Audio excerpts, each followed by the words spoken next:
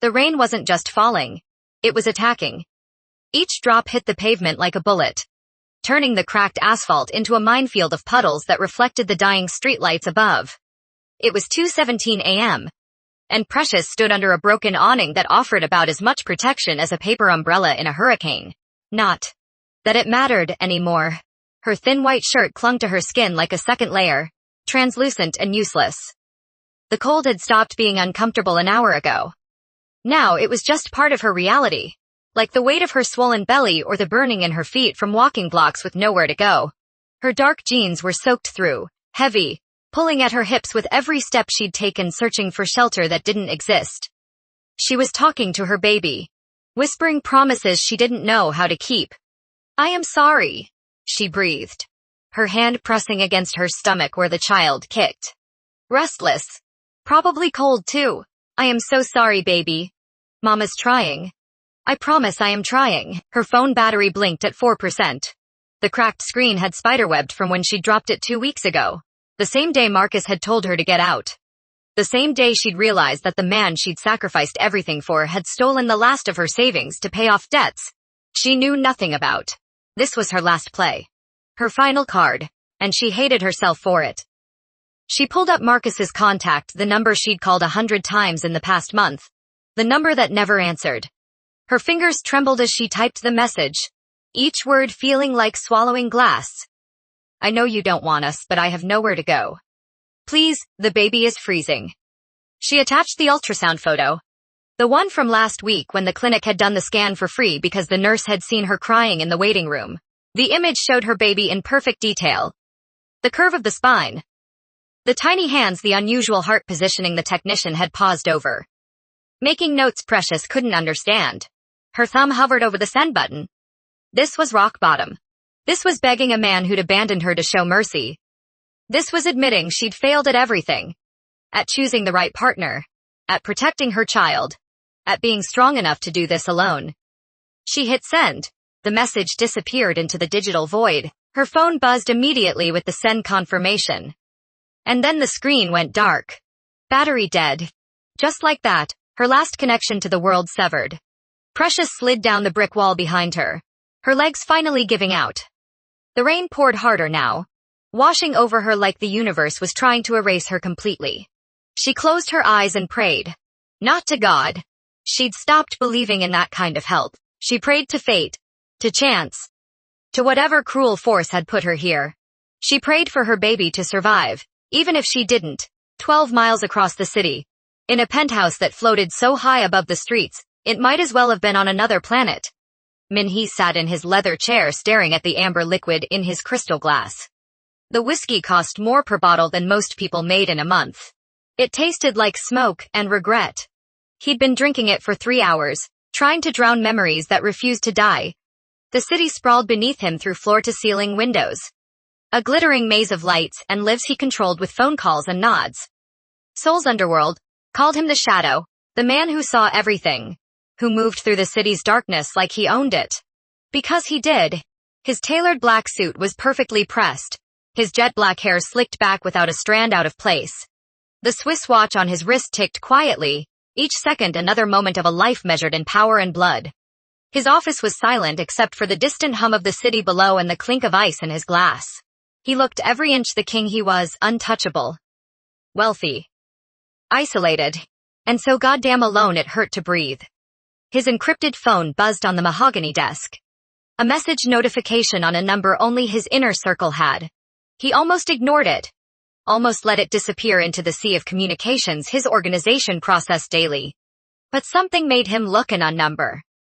A photo attachment. A message. Min Hee's finger swiped across the screen, and the image loaded. An ultrasound. His hand froze mid-reach for his glass. His gray eyes widened. First in confusion, then in something he couldn't name. The image showed a baby. Clear as day. Perfect in formation. But it was the heart that made his breath catch. The positioning.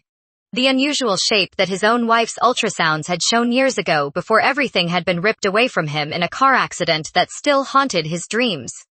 He read the message below the image. I know you don't want us, but I have nowhere to go. Please. The baby is freezing. Wrong number. Obviously. Some desperate woman reaching out to someone who'd abandoned her. None of his business. He should delete it. Block the number. Go back to his whiskey and his ghosts. But that heart. That impossibly specific anomaly. The raw desperation in those words. Min Hee set down his glass with deliberate care. His jaw tightened. His eyebrows furrowed in calculation. That had kept him alive in a world where one wrong decision meant death. He leaned forward. His fingers already moving across the phone screen, typing a response that went against every instinct of self-preservation he'd honed over decades. Who is this? Where are you? He didn't wait for a reply. Min Hee stood. His chair scraping back across the marble floor. He grabbed his coat from the rack, his movements precise and controlled even as something dangerous stirred in his chest. He pressed a button on his desk and the intercom crackled to life. Get the cars ready now. And I need Kim to trace a number for me. Tell him he has 60 seconds. His tech specialist's voice came back immediately. Sir? Trace this number. Min Hee read off the digits from the message. GPS coordinates. I need them before I reach the garage. There was no hesitation. No questions. In Min Hee's world, when he gave an order, it was executed. He strode toward the private elevator. His expensive shoes clicking against the floor with military precision. His reflection passed in the darkened windows. A man in a suit worth thousands. About to race into the rain for a stranger. For a wrong number. For a baby whose heart looked like the one he'd lost. His phone buzzed again. Kim's voice, sharp and efficient. Location acquired, sir. Sending to your vehicle now. She is on the east side. Harrison and 9th. Sir, that is Snake's territory. Min Hee's expression, darkened Snake. The low-level dealer who owed his organization $60,000 and kept promising payment. The kind of parasite Min Hee normally had eliminated without a second thought. Prepare 3 vehicles. Full security detail. Tell them we're rolling heavy. Yes, sir. The elevator doors opened. Min Hee stepped inside, and as the steel box began its descent from his glass castle in the sky, he looked at the ultrasound image one more time. He wasn't a man who believed in signs. He'd built his empire on calculated risks and eliminating variables. But something about this moment felt inevitable, like fate had reached across the city and grabbed him by the throat. Min Hee had been called many things. The Shadow of Seoul. The man who couldn't be touched. The king who ruled from darkness. But tonight, he was simply a man who'd received a message that wasn't meant for him. And he was on his way. Subscribe to see how this unfolds and comment where you are watching from.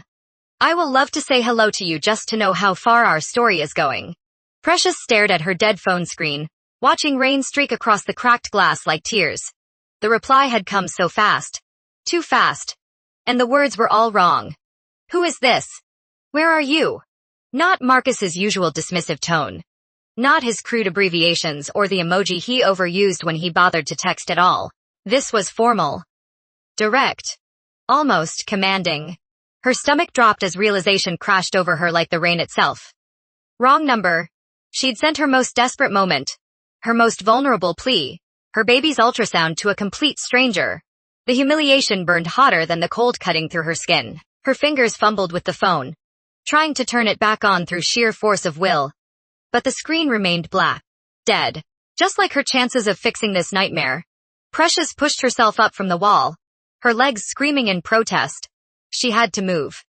Had to get away from this location before whoever received that message decided to do something about it. In a city like this, at this hour, in this neighborhood, a wrong number could mean anything, could mean danger.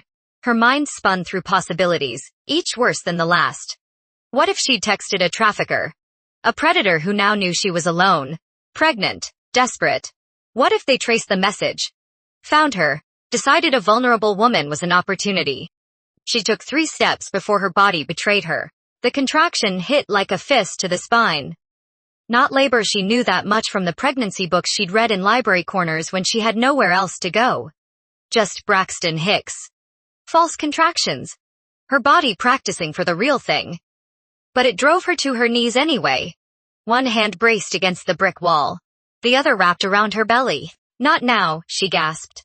Please, baby. Not now. The rain soaked through her hair, running into her eyes, mixing with tears she refused to acknowledge. She couldn't cry. Crying was giving up, and she hadn't given up yet. Wouldn't give up. Not while her baby still depended on her. Precious forced herself upright again. Her legs wobbled but held. She turned down the alley, away from the streetlight, toward the deeper shadows where maybe she could disappear. Where maybe whoever she'd accidentally messaged wouldn't find her. She made it 10 feet before her knees buckled completely. The garage beneath Min Hee's building was a cathedral of steel and chrome. Luxury vehicles worth millions lined the walls like soldiers awaiting orders. His personal detail was already assembled when the elevator doors opened. 6 men in dark suits. Earpieces in, hands resting casually near concealed weapons. Sir, his head of security, a man named Tai, who'd been with him for 15 years, stepped forward. 3 vehicles ready. Kim sent the coordinates to your driver. Min Hee strode past him toward the lead SUV, a black armored vehicle that could withstand small arms fire, and was equipped with enough technology to run a small military operation. He paused at the door, turning back to Tai. The location is in Snake's territory. Tai-I's expression didn't change, but Min Hee saw the calculation flash through his eyes. Are we expecting trouble? Always. Min Hee slid into the back seat. But this isn't about Snake. Not yet. There is a woman. Pregnant alone. We're getting her out of there. If Tai was surprised by this deviation from their usual operations. He didn't show it.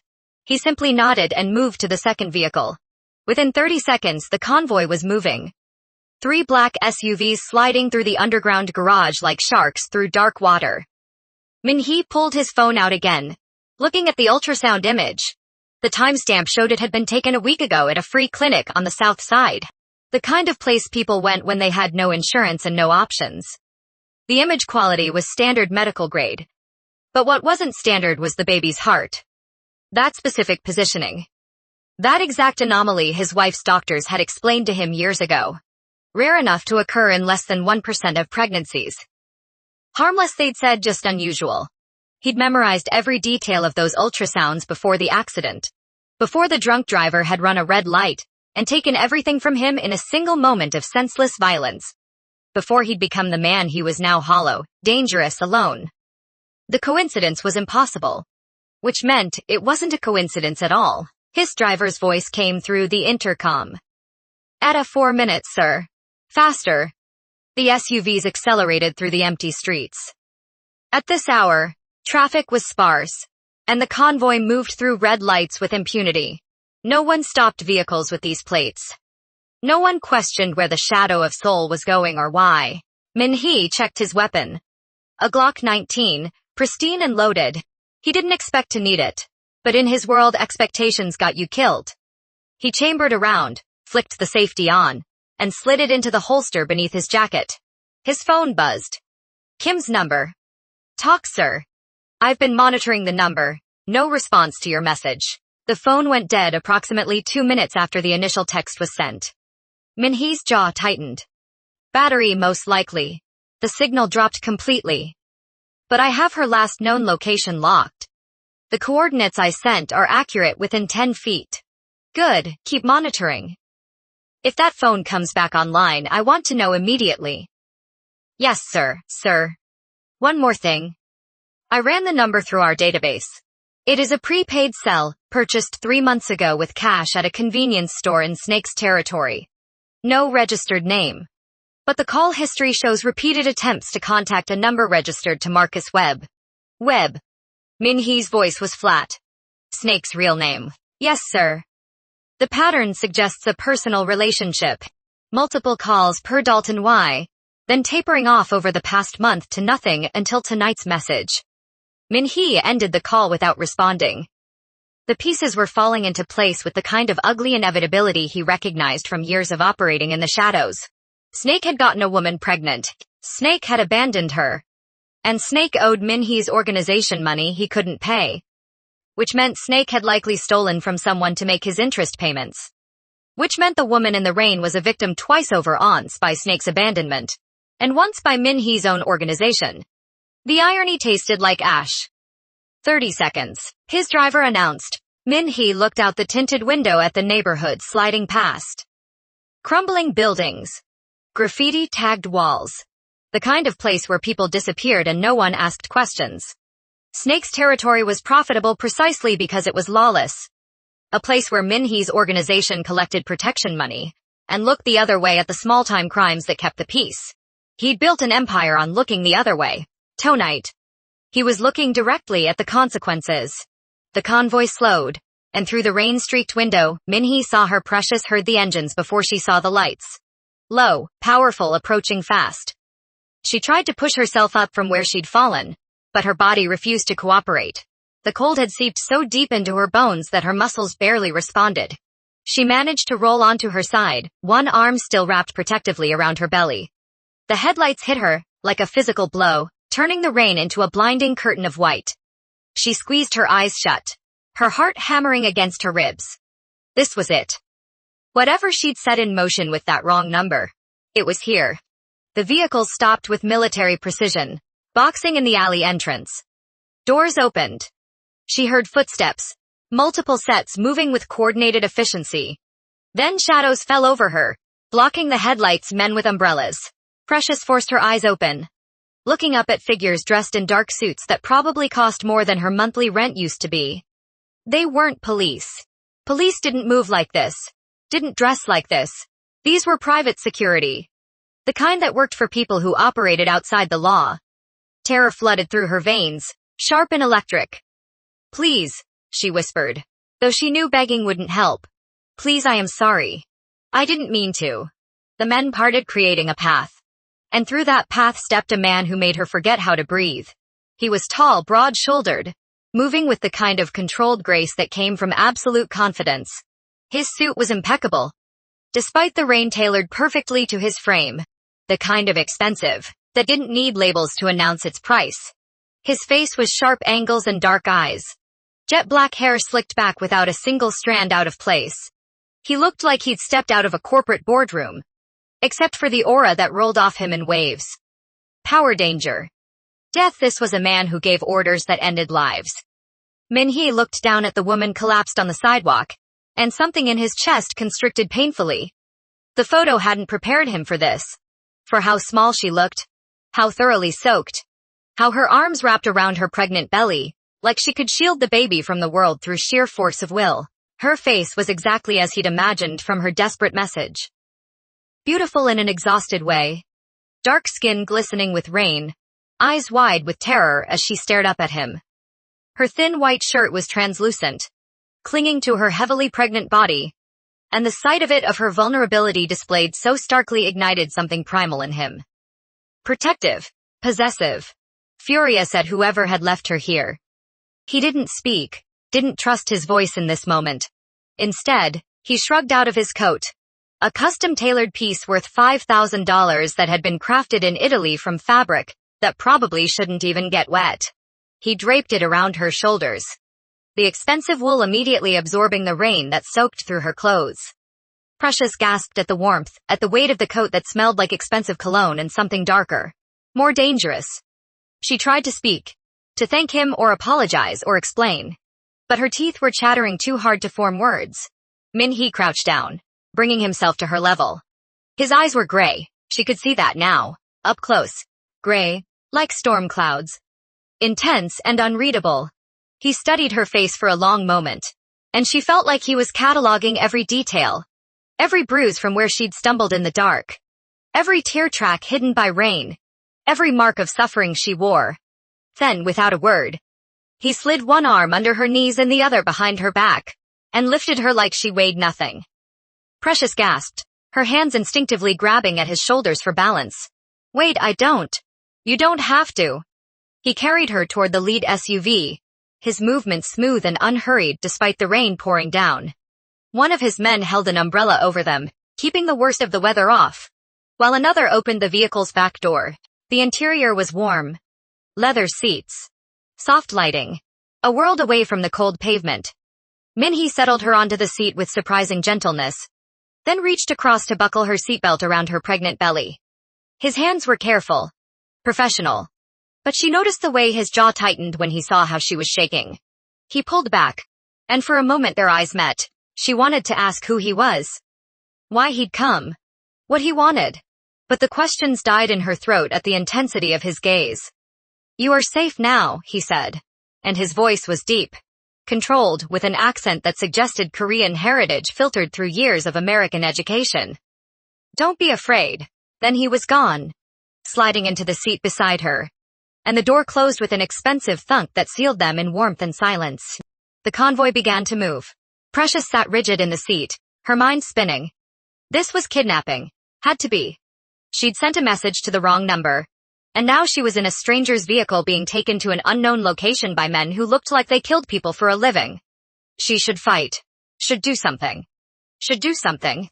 But the warmth was already seeping into her frozen limbs, and exhaustion crashed over her like a wave. When was the last time she'd felt warm? Really warm. When was the last time someone had wrapped a coat around her shoulders and told her she was safe? Her eyelids grew heavy. She tried to fight it. Tried to stay alert. But her body had other ideas.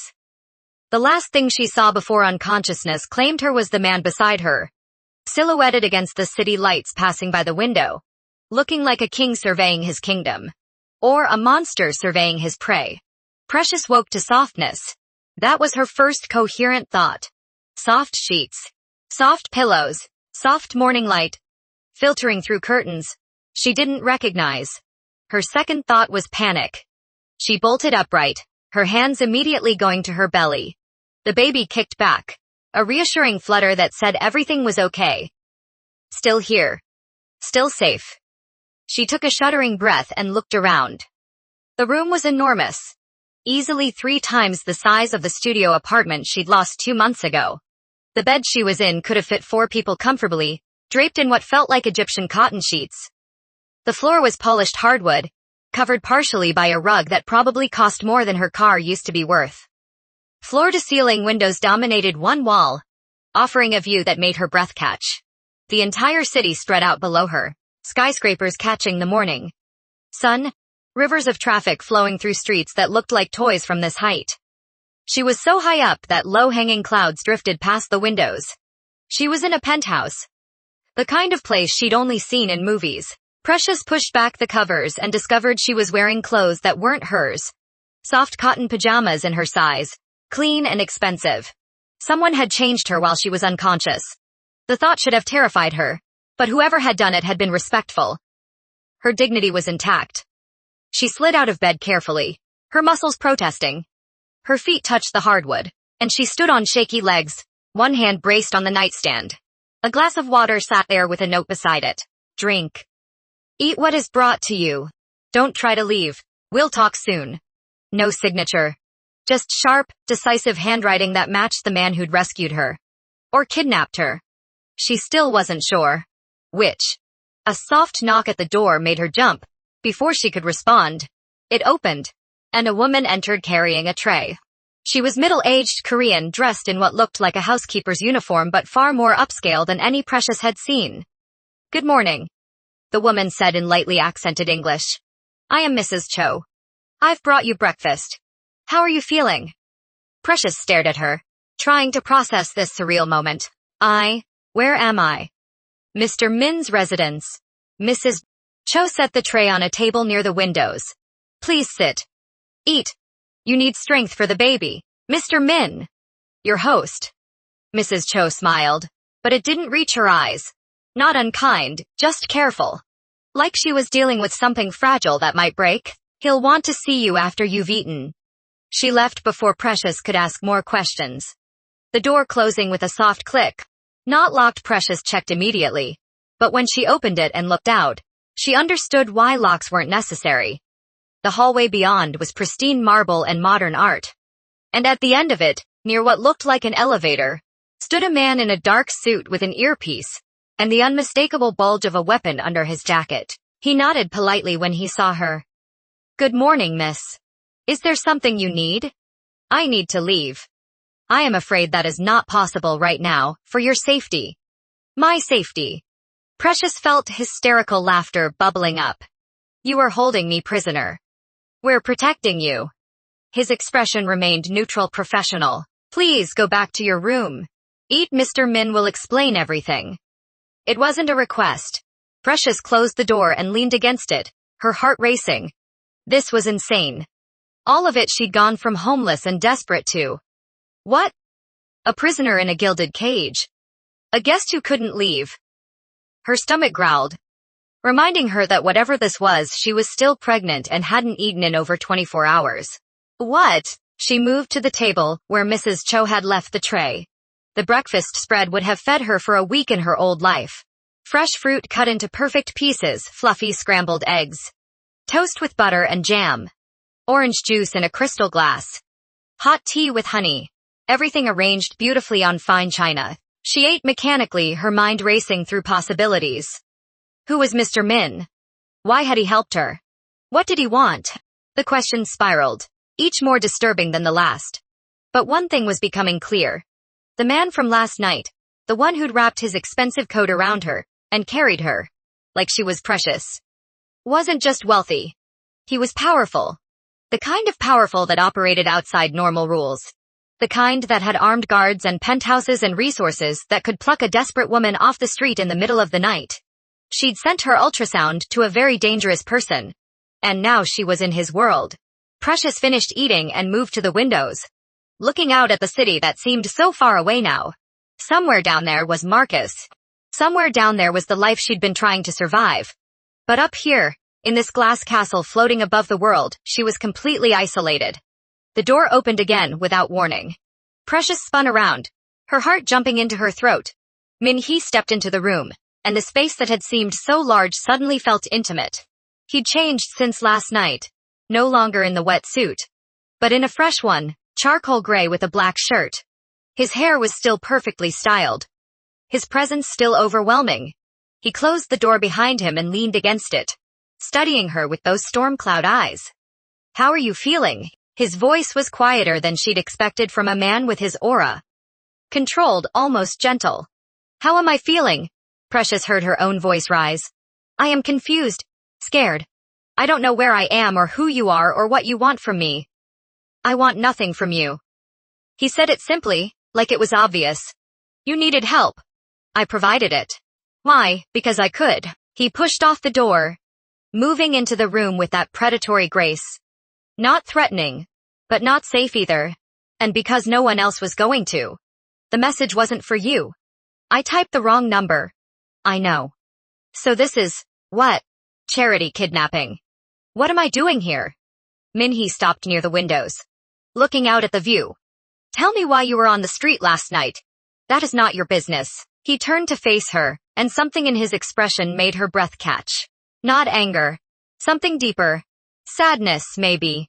Or recognition. Everything in this city is my business, Precious. She froze. How do you know my name? The same way I knew where to find you.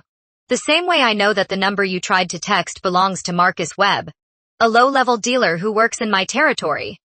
The same way I know he owes my organization $60,000 and has been making interest payments by stealing from anyone stupid enough to trust him. The room tilted. Precious grabbed the back of a chair for support. Your organization. I run the Korean syndicate that controls the East Side.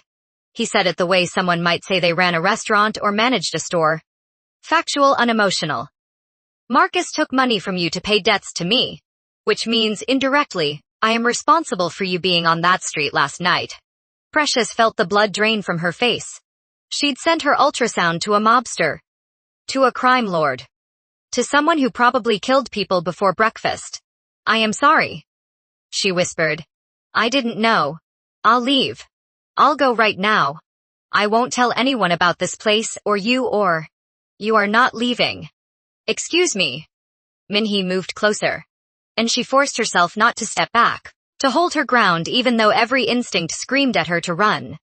You are pregnant. You are alone. You have no resources and nowhere to go. If I let you walk out of here, you'll be back on the street within hours. His eyes held hers, intense and unwavering. I don't leave things unfinished, Precious. You stay here until the baby is born. After that, we'll discuss what happens next. I don't need your charity. It is not charity. Something flickered across his face. Consider it restitution. My organization hurt you. Even if indirectly. I am correcting that mistake. By holding me prisoner. By keeping you safe.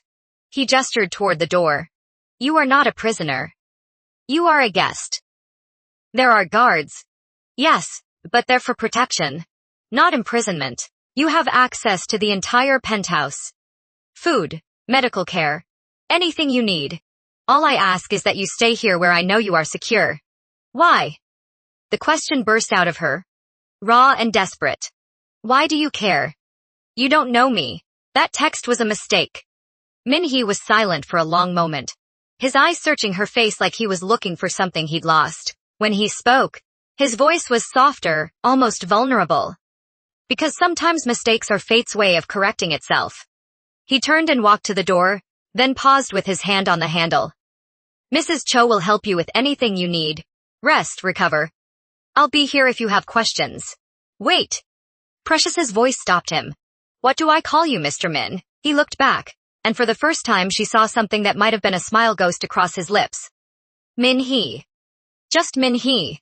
Then he was gone, and Precious was alone again in the golden cage, with more questions than answers and a growing suspicion that her life had just changed in ways she couldn't begin to understand. 3 days passed in a strange kind of limbo. Precious existed in the penthouse like a ghost, afraid to touch anything, afraid to believe this was real. Mrs. Cho brought meals 3 times a day. The guards nodded politely when she walked past. And Min Hee appeared each evening for exactly 15 minutes, checking on her health, asking if she needed anything, then disappearing back into whatever dangerous business kept him occupied. On the 4th morning, Dr. Kim arrived. He was an older man, kind-faced, with the professional demeanor of someone who'd seen everything, and was surprised by nothing. He set up his equipment in the bedroom, a portable ultrasound machine that probably cost more than a car, and smiled at Precious, in a way that reminded her of the grandfather she'd lost as a child. Let's check on this baby, he said warmly. I hear we're getting close to the due date. Precious lay back on the bed, her shirt pulled up to expose her swollen belly. The gel was warm. Dr. Kim must have heated it first. A small kindness that made her throat tighten. The ultrasound wand pressed against her skin, and the familiar whooshing sound of her baby's heartbeat filled the room. Strong heartbeat, Dr. Kim murmured, his eyes on the screen. Good position. Everything looks... He paused, adjusting the wand. Ah, there it is. What? Precious's hand shot out to grip his arm. Is something wrong? No, nothing wrong. Just noting the heart position. It is unusual but harmless. A rare anomaly we see in less than 1% of pregnancies. Nothing to worry about. The door opened. Precious hadn't heard Min Hee enter, but suddenly he was there, moving to stand beside the bed. His eyes locked on the ultrasound screen. Dr. Kim glanced at him, something unspoken passing between them, then angled the monitor so they could both see better. Min Hee stared at the image of the baby, the tiny face visible in profile, the hands curled near the chest, the heart beating with that unusual positioning. And Precious watched his carefully controlled expression crack. Just for a second. Just for a second. Just long enough for her to see the raw grief that lived behind his mask. The pain of someone who'd lost something precious and was staring at a ghost of what might have been. His hand moved without apparent thought, reaching toward the screen, fingers stopping just short of touching the image. His jaw was tight, his breathing carefully controlled, but his eyes betrayed him. They were wet. Min Hee. Precious whispered, forgetting formality in the face of his obvious pain. He pulled his hand back, his mask slamming down so fast she might have imagined the vulnerability. But she hadn't imagined it. She'd seen it. The loneliness that matched her own. The grief that lived in the hollow spaces where love used to be. Dr. Kim cleared his throat softly. Everything is healthy. The baby should arrive within the next 2 to 3 weeks. I'll return weekly to monitor progress. He cleaned the gel from Precious's stomach with professional efficiency, then packed up his equipment with the kind of speed that suggested he recognized the moment needed privacy. When he was gone, Min Hee remained standing beside the bed, staring at nothing. Or at everything. At memories Precious couldn't see. You lost someone, she said quietly, not a question. My wife, my child. His voice was flat, emotionless, but the flatness itself was telling. 7 years ago. Car accident. Drunk driver ran a red light. They died before the ambulance arrived. I am sorry. Don't be. It is old grief. He finally looked at her and his eyes were dry now, controlled again. But when I saw your ultrasound, saw that heart anomaly. My wife had the same thing. The doctors said it was harmless. 1 in 100 pregnancies. And here you are, sending me that exact image. Understanding dawned. That is why you came. Not just because I was desperate. I came because no one should be alone in the rain with nowhere to go. But I stayed. He paused, choosing words carefully. I stayed because maybe fate isn't finished with me yet. Maybe this is a chance to do something right. To protect someone when I failed before. Precious sat up slowly, pulling her shirt down, her mind reeling. This powerful, dangerous man who'd plucked her from the streets wasn't doing it out of obligation, or guilt or even charity. He was doing it because she reminded him of what he'd lost. Because her baby's heart beat in a rhythm that echoed his dead child's. It should have terrified her. Should have made her feel like a replacement. A stand-in for a ghost. But instead, she felt something else. Connection. Recognition. Two broken people who'd found each other through impossible coincidence, and were both too damaged to walk away. I was alone before Marcus. She heard herself say. My parents died when I was 12. Foster care after that. I learned early that people leave. That trusting them just gives them the power to hurt you when they go. She met his eyes. So I understand grief. I understand loneliness. And I understand building walls so high that nothing can reach you. Min Hee moved to the window, his silhouette dark against the bright city beyond. Then you understand why this. He gestured vaguely between them. Makes sense. Two people who've lost everything. Finding something worth protecting in the wreckage. Is that what this is? Protection? What else would it be? Precious didn't answer. Didn't trust herself to name the thing building between them.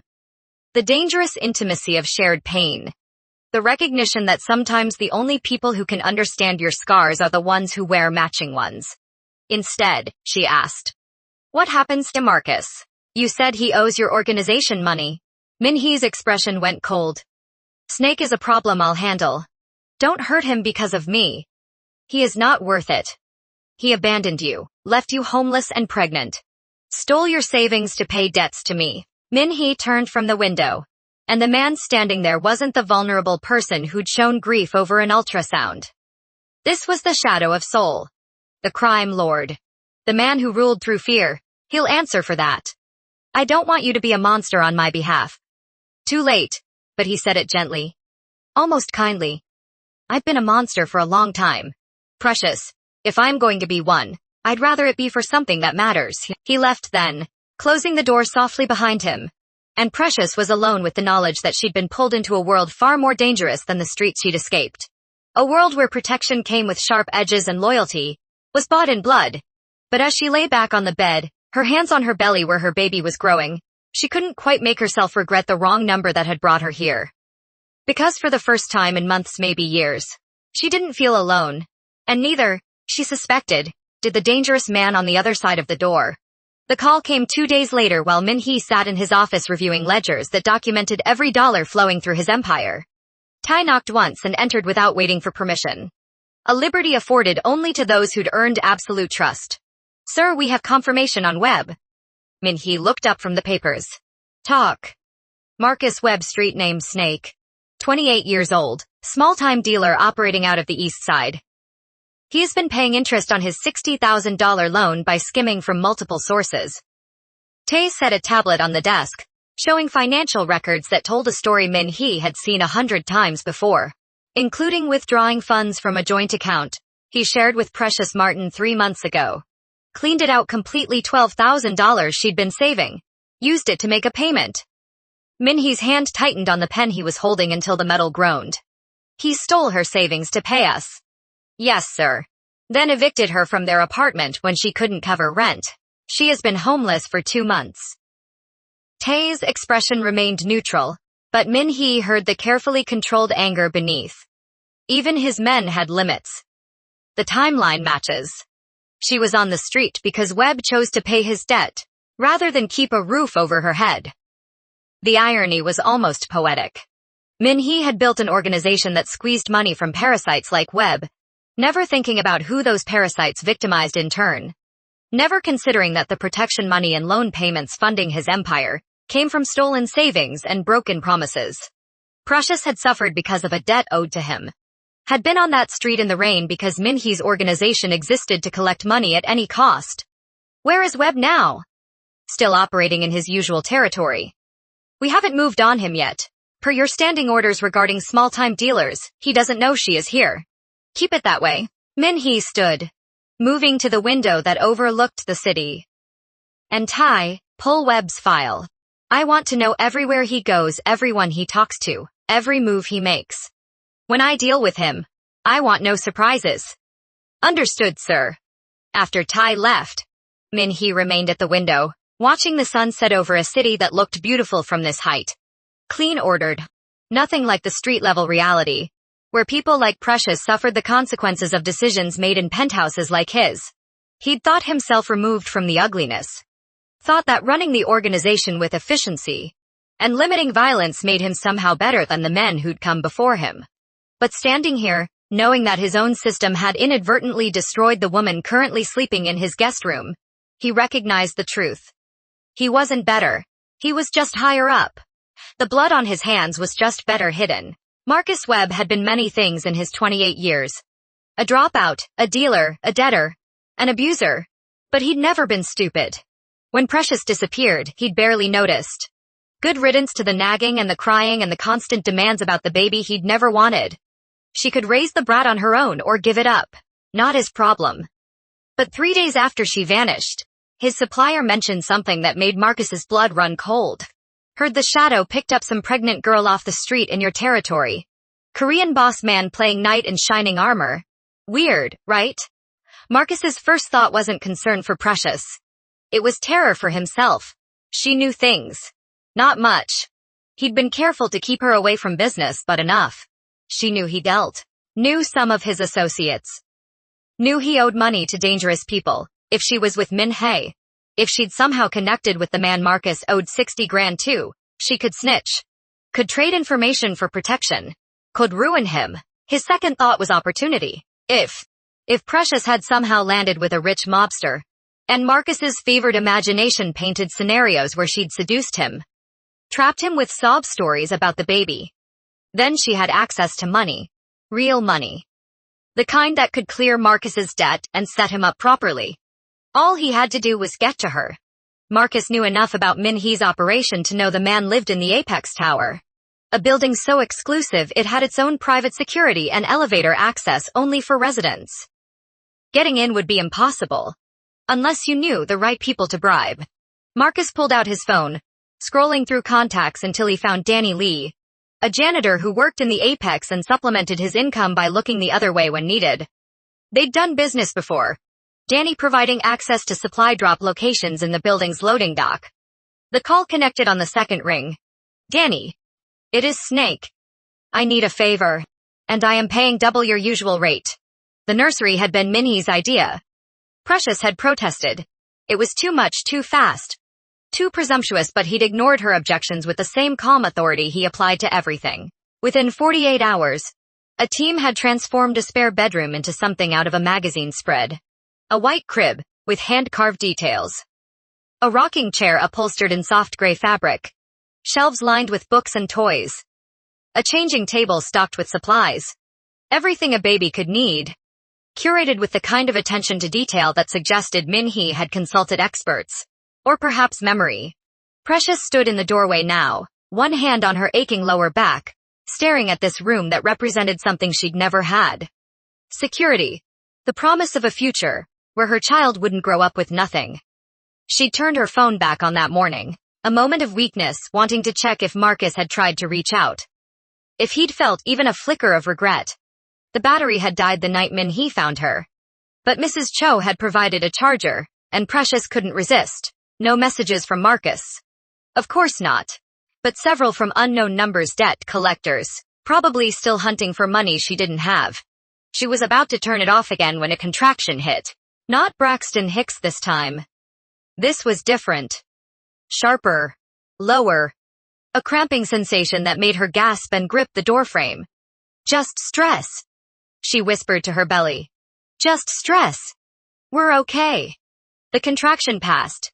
She breathed through it, counting like she'd learned from online articles read in library computers. When it faded, she moved into the nursery, lowering herself carefully into the rocking chair. The movement was soothing, rhythmic. She closed her eyes, letting the gentle back-and-forth motion calm her racing heart. She didn't hear the penthouse door open, didn't hear footsteps moving through Min Hee's domain, with the confidence of someone who'd bribed their way past security. Didn't know anything was wrong until a voice from the doorway made her eyes snap open. So this is where you've been hiding. Marcus stood in the nursery doorway, and he looked nothing like the man she'd once loved. His eyes were wild, darting around the expensive room with an expression between greed and rage. He'd lost weight, grown gaunt, and the smell rolling off him suggested he hadn't showered in days. Marcus. Precious's voice came out strangled. How did you? You think you are smart? Think you can run to some rich sugar daddy and forget about me? He stepped into the room, and Precious saw the two men behind him. Thugs she recognized from his circle, both built like linebackers and looking uncomfortable in their expensive surroundings. That is my kid you are carrying, my blood. And you are going to help me get what I am owed. I don't know what you are talking about. Precious tried to stand, but another contraction hit, harder than the first. She gasped, doubling over. Sit down before you hurt yourself. Marcus moved closer, his tone mockingly concerned. We're just going to have a conversation with your new boyfriend. Explain that he needs to compensate me for taking my girl. I am thinking. 200,000 should cover it. He'll kill you. Precious forced the words out through gritted teeth. You have no idea who he is. What he is capable of. I know exactly who he is. The Shadow of Seoul. The big bad mafia boss. Marcus crouched in front of her, his breath sour, but even monsters negotiate when someone they care about is at stake. And he must care about you. Right? Why else would he set up a nursery? Precious's water broke. She felt it happen. The warm gush that meant there was no stopping what came next. Her baby was coming. Here now. With her abusive ex-boyfriend standing over her, and Min Hee God knew where in the city. Marcus. She grabbed his shirt. Terror overwhelming pride. The baby. It is coming. I need help. Jesus. Marcus jerked back like she'd burned him. Now. You are doing this now? I don't have a choice. Another contraction. Harder than anything she'd imagined. Precious screamed, the sound tearing from her throat. Min Hee's phone buzzed during the meeting with the Yakuza representatives. He ignored it the first time. This negotiation was delicate. Months in the making, potentially worth millions in new territory agreements.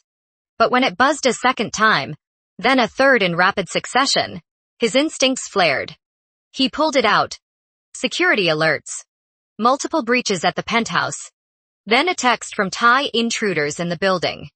Webb and Associates. They're in the penthouse. Min Hee was moving before conscious thought caught up. The Yakuza boss started to protest, leaving mid-negotiation, was a sign of disrespect that could crater the entire deal. But Min Hee didn't care. Didn't even hear the words. Precious was alone. Pregnant. And Marcus Webb had somehow gotten past his security. He took the stairs rather than wait for the elevator. His legs pumping as he descended from the 40th floor conference room. His driver had the car running when he burst into the garage, and Min Hee slid behind the wheel himself, waving the man away. The engine roared to life. Min Hee floored it, tires screaming as the vehicle shot up the ramp. The parking gate was lowering security protocol during breaches. But Min Hee didn't slow down. He crashed through it, metal shrieking as it tore away from the concrete. Traffic laws meant nothing. Red lights were suggestions. He wove through cars with precision born of years behind the wheel, his mind calculating distances and routes while his heart hammered against his ribs with something he hadn't felt in years. Fear, not for himself. He'd stopped fearing death long ago. But for her. For Precious and the baby whose heart beat with the same rhythm as his lost child's. The phone buzzed again. Ty's voice came through the car's speakers. Sir, we've locked down the building. Webb is contained in the penthouse. But sir, we're hearing screaming.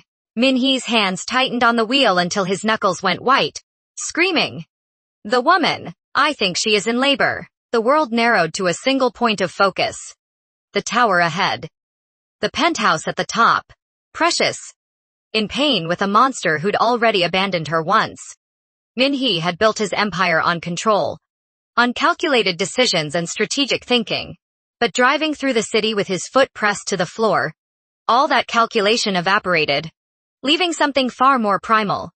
The need to protect what was his. By the time Min Hee reached the penthouse, his security team had sealed the exits. Marcus and his 2 associates were trapped, realizing too late that breaking into the Shadow's home was suicide. Min Hee stepped off the elevator into chaos. One of Marcus's thugs lay unconscious in the hallway. Taz work. The other stood with his hands raised, facing 3 of Min Hee's guards with weapons drawn. But Min Hee only had eyes for the nursery, where Precious's screams echoed. He moved past his men like a force of nature.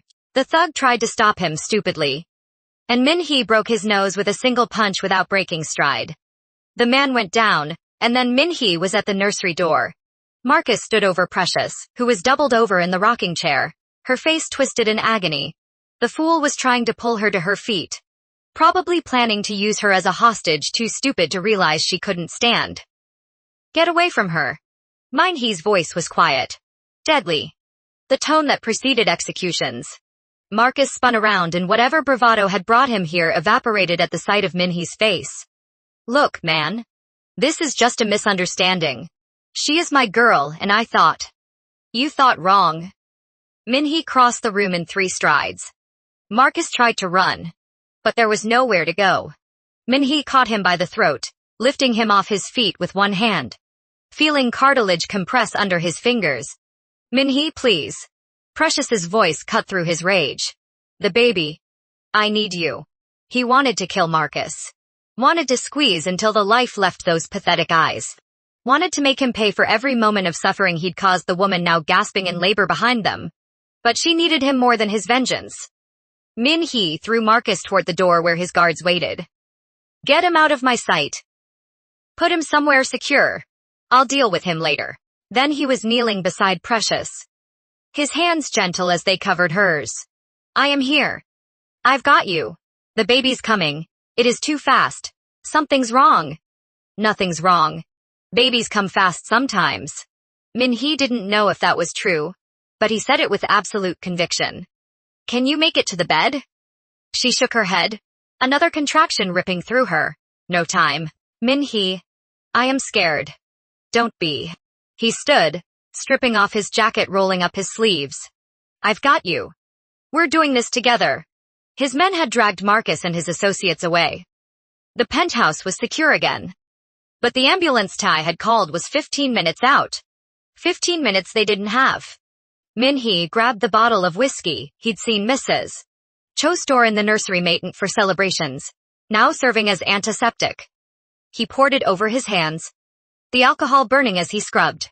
Talk to me, he said, keeping his voice calm even as his heart raced. When did the contractions start? When Marcus showed up. The shock. She gasped. They're close. Too close. Min Hee helped her to the floor, cushioning her with pillows from the rocking chair. He delivered exactly 0 babies in his life, but he'd seen enough in movies and heard enough stories to know the basics. And more than that, he'd been there when his wife delivered, had watched the doctors, absorbed their calm efficiency even in the midst of tragedy. The memory was pain, but it was also knowledge. You are strong, he told Precious, positioning himself where he needed to be. Stronger than you know. Your body knows what to do. I just need you to breathe and push when I say. The next 20 minutes were the longest of Min Hee's life. Longer than any shootout, any negotiation, any moment where his life hung in the balance. Because this wasn't about him, this was about Precious, gritting her teeth and bearing down with a strength that awed him. This was about new life forcing its way into a world that had been nothing but cruel to its mother. I can see the head, Min Hee said, and his voice cracked despite his best efforts. One more push, Precious. One more, she screamed. A primal sound of effort and pain and determination.